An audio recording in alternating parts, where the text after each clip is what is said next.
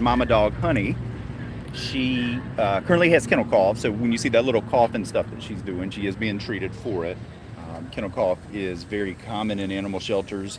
It's very easily spread. It's spread dog to dog, as opposed to surfaces. It can be spread on surfaces, but it's much more common for it to be dog to dog. The reason that it's so incredibly important that we identify these cases and try to isolate them as much as possible is that the transport that's going out on Monday, if any of them have it, they can't get on transport.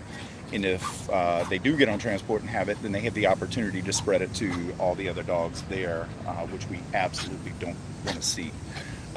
So Honey was found as a stray, and animal control picked her up, brought her back over here. She kind of has medium energy, but she's on medicine now, so she is probably going to be a little bit more amped up than she is now. We don't want to get her too hyped up because she is just on medicine. They said yesterday they had to pick her up to carry her outside, so she is feeling better than she was. We just got to monitor that and try to make sure that all the other dogs are vaccinated and that they stay relatively well. Come here, Honey. So this was another one that's on Pet Finder, but only has that intake photo. And I don't know if you guys have ever seen those. They're taken very quickly. The dogs are stressed out. A lot of times it's in black and white, and it's not a very flattering photo of the dogs.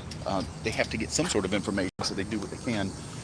But in these controlled environments, these probably 10 by 10 or 12 by 12 cases or kennels, we can get better angles, better lighting, better backgrounds, and some behavioral type characteristics with them. So you saw she just took a treat and took it very gently, didn't try to bite or fight for it or swallow it in one piece or nip my hand or anything like that. So good indication she's probably somebody's pet. She could have been bred and then dumped. For some reason, we're seeing that quite a lot with these mama dogs. It's devastating, but when you live in a state that has really weak regulations on spay and neuter, this type of stuff happens. And you have your animal shelters dealing with this and your volunteers dealing with this on the back end of it.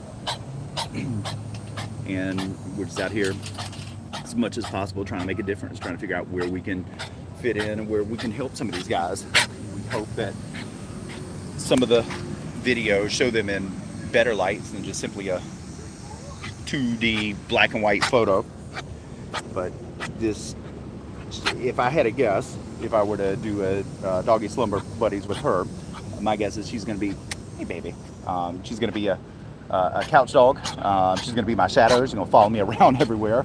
She's going to want some treats, and she's going to want loving. And I don't know her background with other dogs. We haven't had her around other dogs, and it's not a good idea to put her around other dogs with her kennel cough. But she appears to be a sweetheart. Haven't shown any signs of aggression. Still see Miss Anderson down there on the far end running around, and I don't want to take her around Miss Anderson. Miss Anderson's been vaccinated, but with her possibility of going to Massachusetts Monday, we just don't want to put her in any situation where she could be potentially in danger. So I am going to sign off here in just a minute, go put Honey up, and then go get another one from that list. My goal when I come in here is to try to feature 3 dogs.